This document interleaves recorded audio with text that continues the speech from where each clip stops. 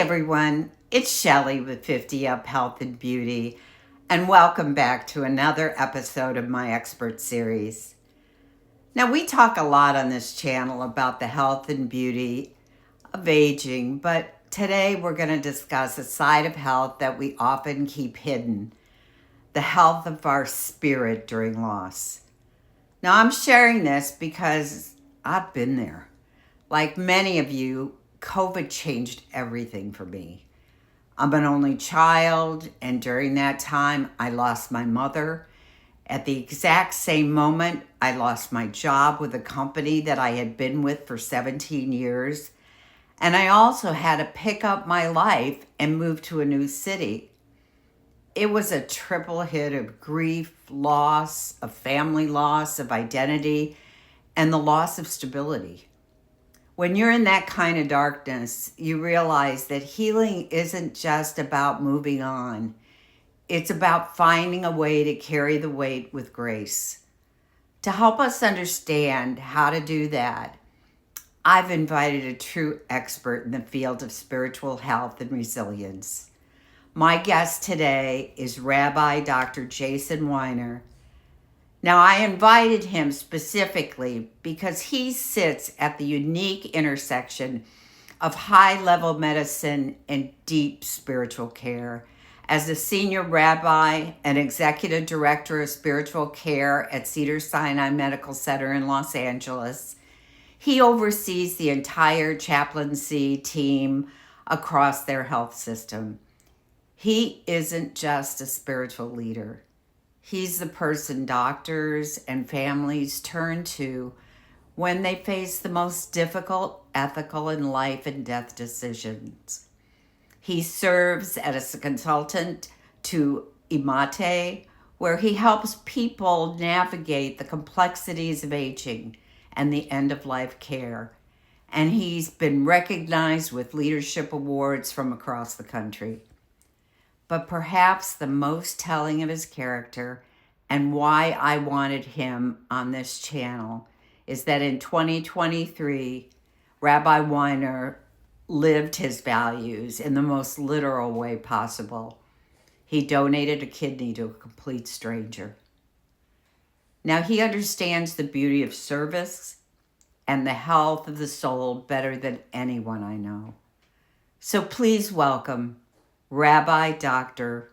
Jason Weiner. Rabbi, I want to thank you so much for taking time out to speak with me today. I think that this is such an important topic because I think a lot of people that are watching may think of grief or mourning only having to do with maybe somebody that's passed away, but I know that when I lost my job after 17 years, the pain that I felt with that felt very similar. Yeah. So I wondered if maybe we could start the discussion and really talk about what the difference is between maybe secondary loss and disenfranchised grief. Yeah, sure. Yeah, a lot of times people assume that grief means something specific. Someone died and now they're mourning.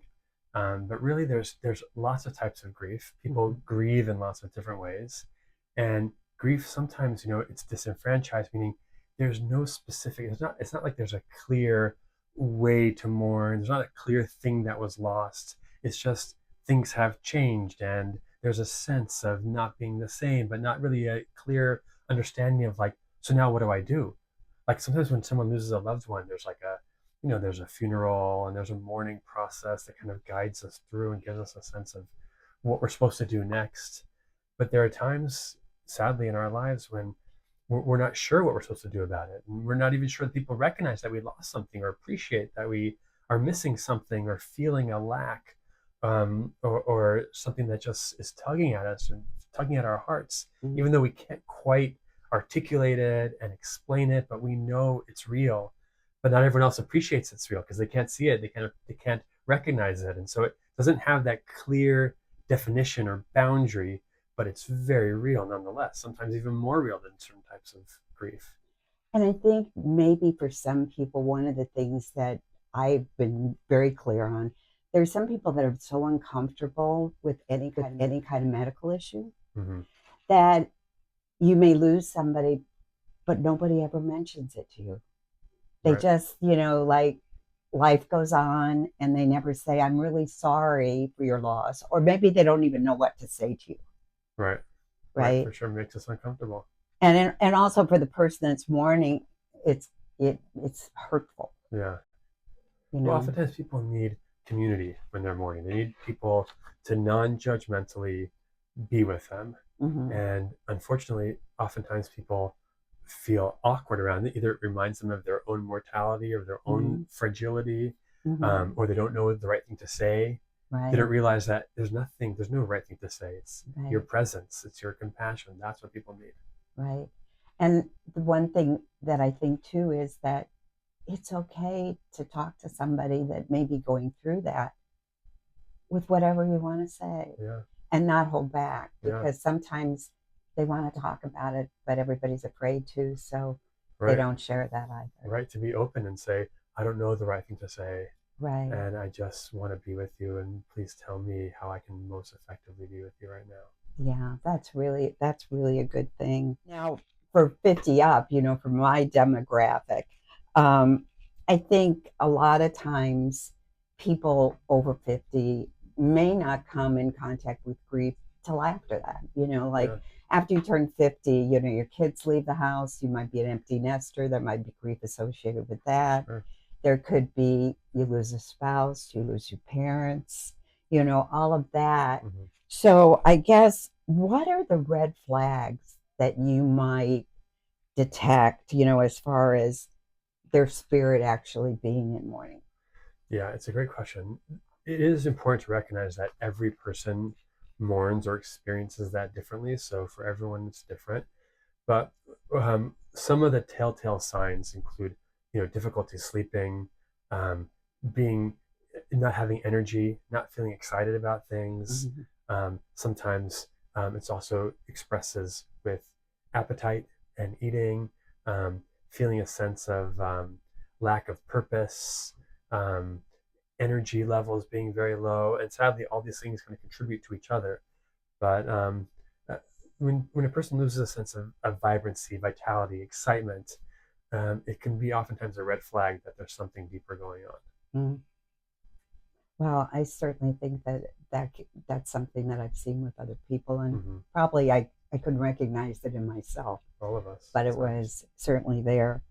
And some of the research that I did, looking at grief, and, you're the specialist here. I'm just somebody that experienced some of it and thought that this would be helpful to the audience. But I know there's a concept called the dual process model, where it really talks about how it's okay to fluctuate between grieving and then going on with your normal life. Yeah.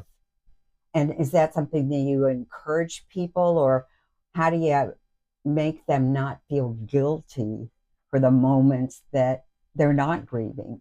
That may contribute to their psyche as well. Yeah. I mean, one of our first responsibilities is to take care of ourselves. If we can't take care of ourselves, it's just like the analogy of an airplane when they say, if the oxygen comes down, first put it on yourself, then other people. If you can't take care of yourself, you can't be anything for other people. And so sometimes people need permission to recognize that even when the mourning process is very difficult and there's grief is very painful, that sometimes it's okay to take some time and say, I need to recharge my batteries or care for myself. And even if it might seem selfish that I'm stepping out of like this grief pattern for a moment because I need to just do something different to keep myself from getting too down, that's totally appropriate. People need to care for themselves. They need permission to recognize that it's okay and it's appropriate to care for oneself and to love oneself and to treat oneself with respect and dignity.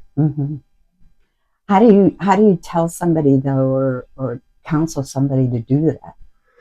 Sometimes it's just giving permission and saying it's not wrong. Sometimes it's giving very specific acts. In the hospital, sometimes we'll tell people, I notice you've been here for a lot of days straight. It's maybe you should go take a day off or go home and shower, eat. Like, you can't be there for your loved one when you're not taking care of yourself. And so we'll give specific guidance, why don't you get a good night's sleep once? It'll make a big difference. Go home. Don't come back till 10 a.m. tomorrow. Don't rush back during, sometimes we try to give concrete examples if we see that there are certain things that we recognize are happening. Because I know for myself, like I had a triple whammy, that my mother and I moved. I lost a job after 17 years. And I think as I look back on that time period, I kept moving forward and I kept doing all the things that I needed to do. But in retrospect, now that I've had time to heal, I don't remember most of it. I was so stressed out that all I knew is that I didn't have anybody to help me. I needed to be there for Mom. I needed to take whatever I needed to do with work to finish that up. And I needed to move. Mm-hmm. So do you feel you did the right thing, or do you have regrets about it? I don't have any regret for it, but I think it was enlightening for me, and maybe other people feel this too when they're that stressed, that there's a lot of days I don't have recollection of it. Mm-hmm. Interesting. That it's just a blank. I go, right. Oh, did I do that? Right. Or I called you on that day? I don't remember that. Uh-huh. Interesting. Yeah. So I'm sure that a lot of people know that as well. Yeah. But I guess when you look at people that are healing, where is the kind of entry point that you would come in when maybe the person feels that the loss is just too big for them to handle? Well, I think it's always essential. Sometimes people think they can handle everything by themselves. And it can be, a lot of us, but it's so important to have someone else by your side. There was an amazing study that they took people at the base of a mountain and they asked them to predict how difficult the trail they could see in front of them, how difficult it would be to hike that trail. Then they did the same exact thing, but this time it was pairs of hikers. Not that they were helping each other on the hike, but they were just walking with someone else. And again, they asked them to predict, how difficult do you think it will be to hike that trail? And consistently, if someone had someone else with them, they predicted that the trail would be easier than it was. Whereas if they had no one else with them, they predicted that the trail would be more difficult than it actually was. People have a sense that when they have someone else by their side, even if they're not saying anything or doing anything, but just it does give a sense of resilience and strength and ability to overcome challenges. And so it's always essential. I'm not saying that sometimes people don't need some alone time also, but in general, to embrace support, embrace community, allow other people in, because it's crucial to be able to have any kind of resilience. But what do you do for maybe the person or the patient that maybe doesn't have that community? Well, even if they don't, hopefully they can find community. There are lots of ways to find community, but even if not, even if it's just one person, that person could be a professional, even a chaplain or a therapist, to have someone, a human. I'm pro AI, but I think a human is also good to talk to. AI too. It's kind of a wonderful thing, even though, it's a good productivity tool. Right, for sure. Yeah. Well, I think I brought that question up, but I guess the other question I would ask for you is, how important is maybe meditation or prayer to the healing? Yeah. I mean, different people have different tools and different communities and different religions, but having some kind of embodied practice where they're actually doing something, whether that's prayer, meditation is a great example. Sometimes people do music therapy or aromatherapy. It's there's different modalities, but having something embodied, more than just thinking through things or even talking to someone, having some kind of a spiritual or relaxational or meditative practice is essential. There's tremendous data on that. Right. I know I did some guided meditation classes in the past, and it was interesting on how many people that attended those had like constant pain, and they used guided meditation to help them deal with some of the medical issues that they were having. That's amazing. So it was very, very beneficial. Yeah. Now we had mentioned before that, you had done the ultimate service by donating your kidney to a total stranger. I mean, what do you think about how important it is maybe for healing, maybe to give back to the community? Is that something that would help as well? Yeah, definitely. Yeah. Um, there's I think the best way to receive is through giving. The best way to feel whole and complete is when we can live outside of ourselves and not have everything, the focus just be ourselves. The more we can give to others, the more it makes life meaningful, and we can transcend ourselves. And oftentimes people find when they give, they receive. We hear from our volunteers here in the hospital all the time. They say, oh, you're thanking us for volunteering, but we get more from you than we give to you, because just the opportunity to be giving and having people that need help and that we can help them, it's just a very special feeling. And to be able to help other people and do something for someone else helps you transcend the limits of your own self. Okay. So that would be another thing that you might counsel somebody to participate in, is to give back to the community. Yeah, to give back, to have hobbies, to have a sense of creating, accomplishing something is very valuable. Now, I know you mentioned this earlier, you touched on it, but about having a community. So how would you counsel somebody, that maybe is dealing with that, and what kind of things can they do to help find their community? Like I did a lot of segments on exercise because I've exercised my whole life. And I found that at one point I got promoted and I had to move to Boston. And having exercise and being able to teach that gave me something different than just my work. Yeah. And it was such a great, because I felt totally comfortable in a gym, that I could go and make friends, and was able to do that. So that was an outlet for me for community. That's great. Yeah, but I wouldn't know how to, now I'm out in the desert and there's a lot of older people out there. And like for me, I'm not quite there yet. I'm not in the mahjong or, I'm not into some of the things that the older people do together. Right. So I would just go, how would you counsel somebody? Like for me with exercise, what I would always say, and why I try to do a lot of different things, I know in my heart that if you don't like what you're doing, you're not going to do it. Right. So you got to find whatever it is that excites you. Yeah. So whether it's dance, whether it's, Tai Chi, whether it's, lifting weights, whatever it is, walking, whatever. Yeah. But how do you? Yeah. I mean, there's so many opportunities for community. If people just are willing to look for them and find them, whether it's in religious communities or special interest groups, collectors types of clubs. There's so many. It's so important. People should really push themselves to find some kind of in-person, if possible, active group, cultural, religious, community type of experience. It's really crucial. Okay, I think that's a really good tip, because I don't know that many people really think about that. And I'm saying that because I don't know that I have. I mean, I kind of have my community, and I don't think about reaching out for something further than that. So I guess my last question would be, and it doesn't have to be religious. I mean, it can be spiritual, whatever. But what would be the one thing that you would say to somebody that maybe you saw that worked for somebody that was stuck and was having trouble moving forward? And whether it would be spiritual or non-spiritual, it doesn't have to. Yeah.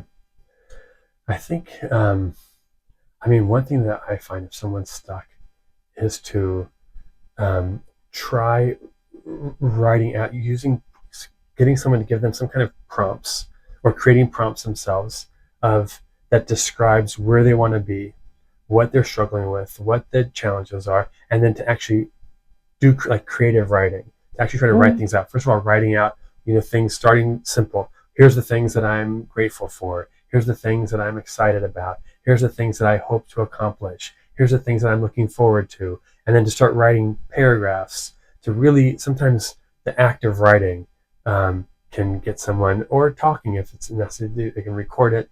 But trying to push themselves, like creative writing, creative speaking, I find can really draw things out of a person, and then that can lead to actually internal feelings and behaviors as well. Okay.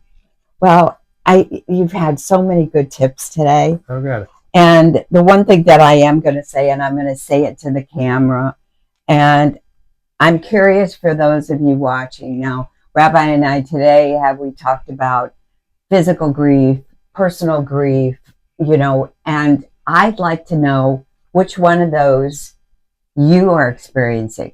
And if you could put it in the comments, that would be terrific. So I'm giving that little message to people out there. Right. And I thank you so much for taking time out today. Pleasure. I know this isn't something that, maybe you want to do in your day, but I think for a lot of people out there, it's going to be so helpful. My pleasure. I'm happy to help and get in touch any way I can. Anyway, thank you so much, Rabbi. Thank you. Appreciate Keep it. up the great work. Have a great day. You too.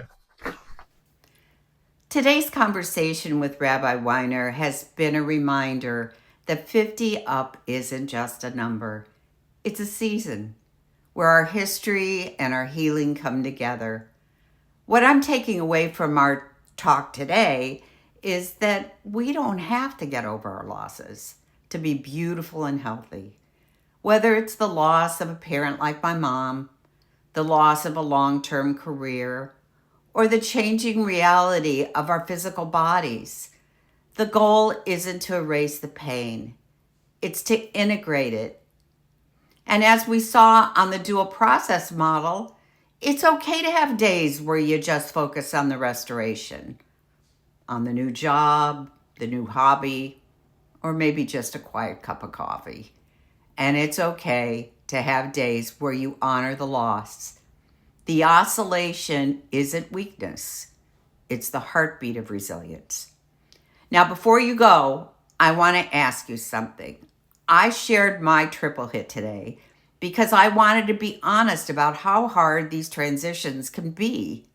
So in the comments below, I'd love for you to share just one word that describes what resilience looks like to you right now. For some, it might be patience. For others, it might be starting over.